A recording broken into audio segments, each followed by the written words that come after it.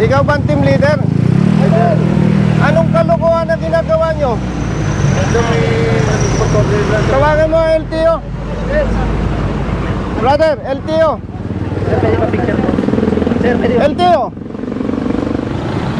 Personnel kayo ng ano? 13. Anong kalokohan ginagawa ninyo? Kinakaya-kaya ninyo ang motorsiklo. Ba't di kayo pumapara na ibang sasakyan? Kalokohan yung ginagawa nyo, brother. Oh. Ayan o, naka puro motorsiklo.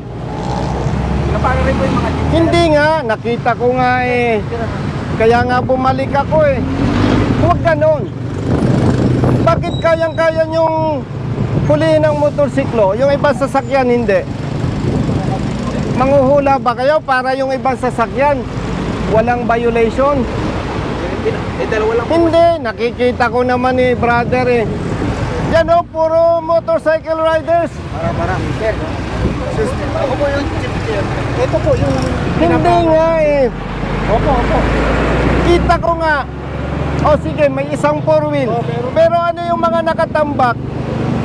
Sergeant Aquino. Sergeant Aquino. Nakakapikon kayo eh.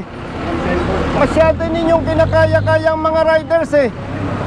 Duwag ba kayo? Oh, ikaw, tanungin kita.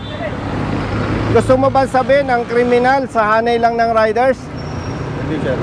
Oh, sino yung mga nangaambus? Anong ginagamit na sasakyan? Sir, 4 wheel sir. Four wheel. Oh, bakit ganyan ang ginagawa ninyo? Saan ka? Sa Region 4? Hindi po, naik po. Naik. Hindi ko kayo pinagbabawalang manghuli.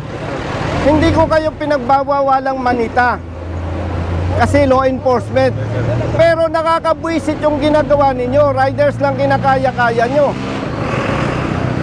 Oh, nakakabwisit kayo eh. Dahil walang kakayahan ng riders. Maliliit lang. Ikaw, ano? Taga-ticket ka lang. Kalukuhan yung ginagawa nyo eh. Lilinawin ko, brother. Ha?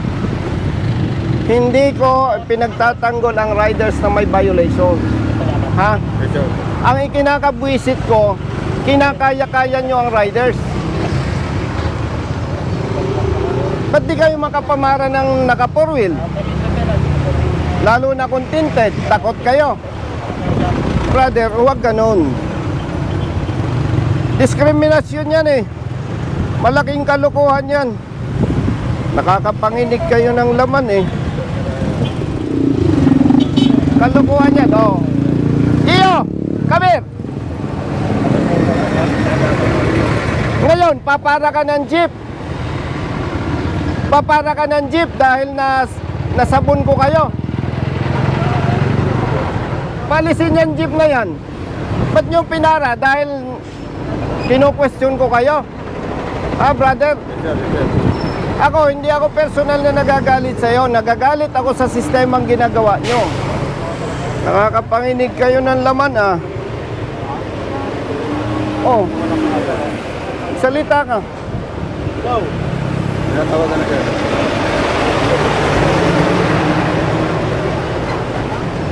Palisin nyo yung mga motor. Madam, pakisabihan mo nga yung hepe ng ano daw to. Brother, LTO ano ka? Naik po. Sabihan mo nga, madam, yung hepe ng LTO Naik. Nabubuisit ako, kinakaya-kaya ang mga riders. Nanguhuli dito sa Cavite, puro motorsiklo lang pinapara eh. Malaking kalokohan yan. Diskriminasyon yan. Hindi ko sinasabing wag manghuli ang LTO, pero gawin ng tama ang trabaho. Pakisuyo, madam.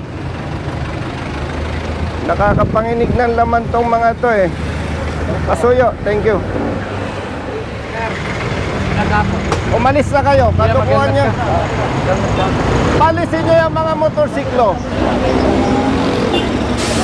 Umalis na kayo.